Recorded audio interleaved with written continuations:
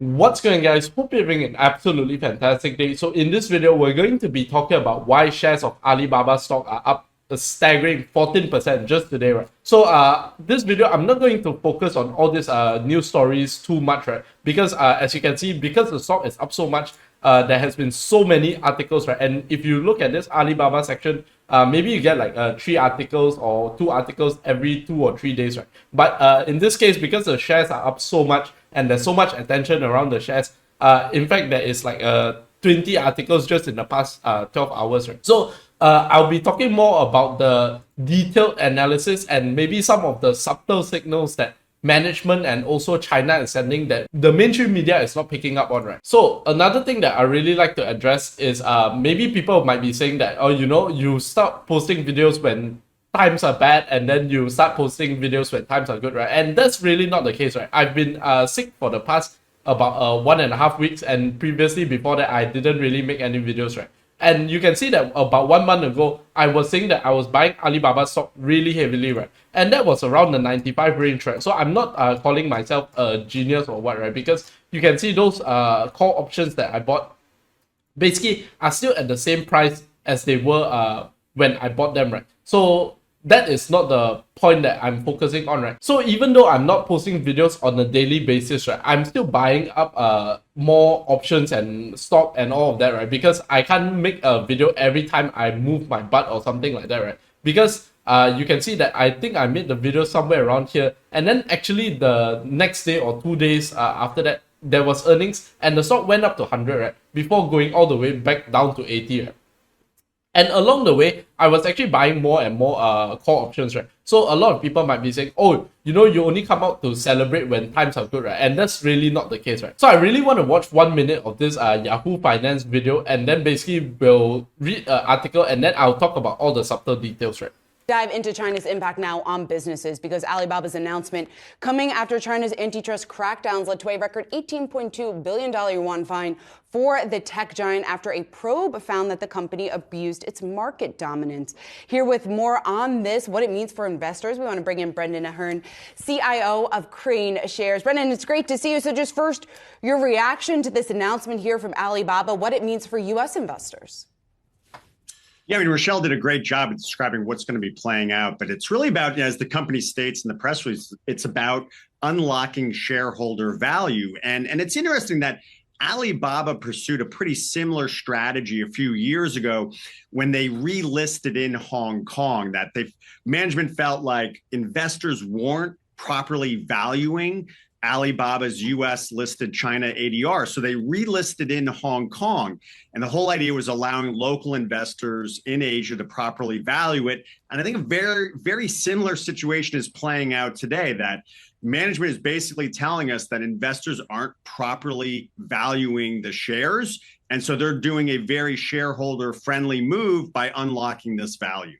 Okay, so I think that's the part that I really want to watch. And also, I've highlighted some of these important points. So Alibaba said Tuesday that it will split its company into 6 groups, with each with the ability to raise outside funding and go public, right? And I think this is the part where investors have gotten really, really excited about, right? Because this is not only a green flag from the regulator saying that you can restructure and you can go and raise capital, and this is also a form of unlocking shareholder value, right? So this is why investors are so excited and bidding up the stock today, right? So another thing I really want to look at before I continue the article is actually the price action, right? Because some people might think price is not important, but if you look at price action to dictate whether this is a sustainable rally, right? And in my personal opinion, I think we are at a start of maybe a multi-month kind of rally, right? So because if you take a look, right, actually when it opened, it was at $96 and it went all the way back down to $92, right? And actually when I was looking at this price action, I thought it was going to be one of those days, and I think a lot of us has experienced those days with Alibaba stock, right, where it opens at a high and throughout the day it just goes lower, lower, lower, right? So it's a good sign to see that it bounced from 92 and now it's all the way at 98, right? So let's continue with the article. So it's the most significant reorganization in the e-commerce giant's history. Alibaba said in a statement, the move is designed to unlock shareholder value and foster market competitiveness, right? So this is a very, very important point, right? A lot of people are now realizing that the management and also China is becoming more business friendly, and the management is there to unlock shareholder value, right, and worried about shareholders, right? Because if you take a look, it should have been obvious when China turned around on the whole zero virus policy, right? I don't want to say the word. I don't know whether I get censored or what, right? So I think it should have been obvious then, right? But some people still don't believe, or are they gonna do back lockdowns after 2 months or something like that, right? And I think at that point, I was very scared that they took it another way, but I'm very glad they just ended the lockdowns, and then they didn't revert or twist and turn, right? Which I didn't think they would in the first place, because I think it's very hard to twist and turn when you have a nation of 1.2 billion people, right? It really makes you lose credibility, right? So Alibaba said Tuesday it will split its company into 6 business groups, each with the ability to raise outside funding and go public. So each business will be managed by its own CEO and board of directors. Alibaba said in a statement that this move is designed to unlock shareholder value and foster market competitiveness, right? So basically, what Alibaba is basically saying is that we care about shareholders, and it's not that we want to let our stock trade at a permanently discounted prices, right? So the 6 groups will be Cloud Intelligence, where Daniel Zhang will be leading the business, right? So Taobao Tmall Commerce Group, Local Services Group, China Logistics, and Global Digital Commerce, right? And this Digital Media and Entertainment Group, I think this is not such a big segment of their business, so I won't cover too much on it, right? But when it comes to cloud, I think if cloud can show accelerated growth, it will really help the bottom line, and it will really allow this company to be re-rated by the market, right? As the market is doing right now, re-rating Alibaba. So Taobao Tmall Commerce and also all these other e-commerce groups, right? It's basically, I would put them in one bucket, but I think they want to do global digital commerce to separate out the China and the mainland China, and also the international business, right? And China Logistics, I think, will bring a bigger part of their income and also revenue, right? But I don't really focus on this so much, because I think all this logistic business is very capital intensive, right? And Local Services Group will be the food delivery and all of that, which are showing marginal improvements according to the last earnings, right? So if you take a look, the next thing is a 600 billion wipeout. That is what happened since October 2020, right? And I'm sure some of us were here to experience the pain. I personally wasn't in the stock, even though I have been in the stock market since then. At that time, I didn't think it was cheap enough for me to buy, right? So going back and looking at it, right? So you can see that this rally from, I think it was the bottom was 58, right? And it rallied all the way to 120, right? And some people might say, oh my god, so much good news coming out, and the stock is down another 30%, right? And I think this is really important to talk about, right? Because you can see that here it was 58, right? So that's what I was talking about. And it rallied all the way to 120, and then it went back down 35%, right? So if you're enjoying the video so far, do help me smash up the like button, hit subscribe, and also hit the bell button and press on all, right? So this will really help out the channel. And also watch till the end, right? Because obviously you don't want to miss any important information. So some people might be saying, this is the exact evidence that you can't time the market, because you can see that, oh, lockdown finish and everything, good news, and the stock goes all the way up to 120. And if you're buying call options at 120, you have lost all your money, right? But the other thing that I was talking about was this RSI at that time. That's why I sold out.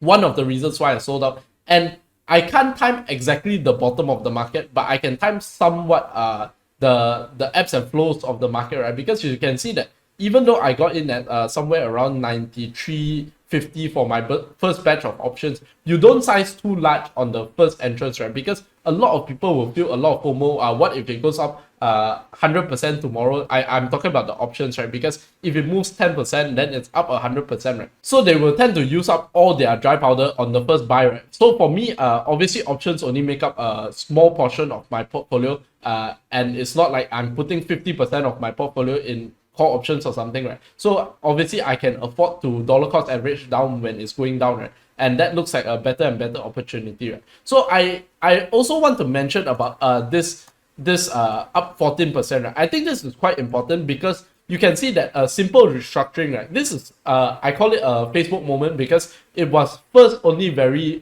clear to me when Facebook did it, right? The moment they changed just a bit of things, right? Actually, the business fundamentals will remain the same. And in fact, I think it will even make the business fundamentals potentially even slightly worse, right?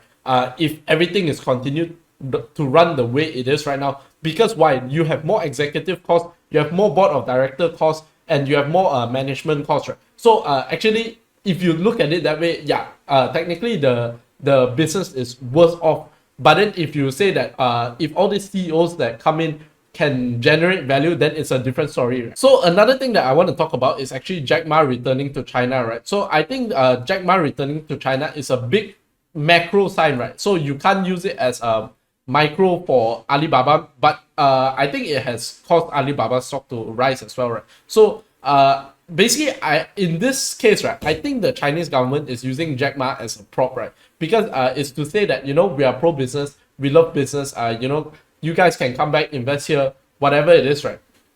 Because I really don't think that Jack Ma would have went back to China if there was no assurance that everything was good and dandy and they were going to treat him okay, right? So because after all the things that he said about the government, I think he's taking a change of tone, right? So this is the two big things that we are looking at right now, right, as Alibaba investors. So first of all, obviously the most important, we know that shareholders are being taken care of by management, right? And management is not just dumping all their shares, right? Because recently there have been some share sales of management, right? But you obviously can't read too much into that because maybe they sell 10% of their holdings. So some people will panic, oh my god, selling 10% of your holdings is all going to come crashing down, right? But there can be different cases, right? Some people have worked there for 20 years. Of course, they want to sell their shares, maybe upgrade their lifestyle or whatever it is, right? So the second thing is basically China is taking a more friendly approach to basically global investors, right? So I want to go back to this point, right? Which is, at this point, I think you already know that China is treating global investors better and treating investors better, right? But some people would have remained skeptical, and rightfully so, right? But you can see that if you buy based on that, right, and you buy somewhere here, right, you will see that you're losing a lot of money, right, and a lot of time as well, and maybe a lot of headache because some people might expect just because the rally is running up, so you know, it will go straight up, right? And that is I think a very big mistake with all this options pricing, right? Because when the thing is going straight up, right, a lot of people, I guess it's not really a discrepancy because some people might expect to buy the options and then sell it tomorrow, right? But essentially, they assign the same probability of the options going up, continue to go up, even after they have like 100% rally, right? And that's, I think, the problem with the options market, and where we can step in and take advantage of the inefficiency, right? Whether you want to sell covered calls here or whatever it is, right? But I think that is one of the things that I'm always looking out for. I'm looking for situations that the shares are very depressed, the business fundamentals is still improving, and then I get to step in and I get to buy, right? So a lot of people are probably asking themselves, or maybe even me, the question now, right? What do I do next? Do I buy, sell, hold? And to me, I can only answer the question for myself, right? Because I cannot predict the future. If not, I'll already be a billionaire. But I can answer the question for myself, which is that I will not be chasing any green candles like this, right? A stock that is up 14% in a day, I wouldn't be chasing it, right? Because maybe there's a short-term pullback, or maybe it's just a false breakout or whatever it is, right? But to me, it's looking unlikely that it's a false breakout, because if you take a look at the volume, it's absolutely insane, right? It's like 120 million shares traded when a normal day is 22 million, right? So that is a pretty big amount, right? And before this day, it was I think it was 21 point something, right? So it's a pretty big amount of shares being traded. So that tells me that it's some conviction in the move. So will it continue straight up, or will it pull back before going up? That I cannot tell you. But personally, I'm not selling a single call options. So you know my position on it. I think I'm being quite transparent in basically putting my money where my mouth is and thinking that it will continue going higher. But since I'm already positioned in the shares and also options, I will not be adding, I will not be trimming. I will just be riding out until the facts change or whatever it is, right? So another quite interesting thing that I noticed is that these shares, right, actually opened at somewhere around 96, right? I think I mentioned 96, and it traded back down to 92, and it hit this 200-day moving average, and basically it bounced back to 98, right? So this is telling me that the concept that I had was quite correct. You can see that I mentioned here when I was buying somewhere around here at the 93 or 94 range, right? I said that my thesis was that it's going to bounce off the 200-day average, but if it breaks down, I will still be buying more, right? And basically, it didn't happen then, but it's happening now, right? So we can quite safely assume that this 200-day moving average is now acting as support, right? So maybe astrology for men is worth it to learn after all, right? So basically, the answer to that question is, I don't know where the stock is headed, but to me, I still think it's cheap. Currently trading, I think 11 times or 11.5 times free cash flow, and I think something like this is probably worth 20 times free cash flow if there is some growth that comes back to the stock, right? So if you're buying for the long term, I wouldn't necessarily say this is a huge, like, oh my god, it's no longer in value territory, right? Because when I was buying here, I was still having the thesis that this stock can potentially double, and especially when I was buying here, I was thinking the stock could easily triple, right? So if you are asking me right now, I think obviously the risks have increased because the price have increase, right? But maybe this is a narrative change and sentiment will come back, who knows, right? So for me, the answer I'm sticking with is, for the short term, I really don't know where the stock is headed, right? But for the long term, I think I'm quite certain that it's still quite cheap, especially if China is the one that is stimulating in the world global economy, because they have been locked down for the past 2 years. So basically they have shifted ahead their recession, right? Basically, even though there was no actual contraction in China, but then in a sense they shifted ahead their recession, and now they are going through the easing phase, right? Where they are loosening bank credit standards, they are providing stimulus and all that, right? But obviously they are not doing it to the extreme that the Americans were doing during the lockdown period for America. So for me, the fundamentals still look quite on track, and even at this 120, I wouldn't sell my shares, right? So I think that maybe tells you something, right? At this point, I wouldn't sell my shares, but I sold out the options, right? Because the technicals were telling me that I don't really want to be taking that risk, right? But for shares, I don't mind, right? Because basically, I don't know where the shares are going, but I have a long-term thesis on the shares, right? While for options, they are more due to the short term, right? Because there is time constraints. So another thing I want to mention is that this is by no means a victory lap for me, right? Because even though I'm up on the options, until I close options, I don't consider it a win, right? Because to me, I'm willing to lose 100% of my option position when I go into the position, right? It's different with shares, right? Because shares, they can continue going down, and I'll continue dollar cost averaging until unless my conviction has changed or something with the company has changed to tell me that, oh, maybe I had the thesis wrong, or maybe management is not as honest and have as much integrity as I thought, right? So for options, because there is a time decay and also a time where this thing can happen, right? This is by no means a victory lap, right? So I want to repeat that.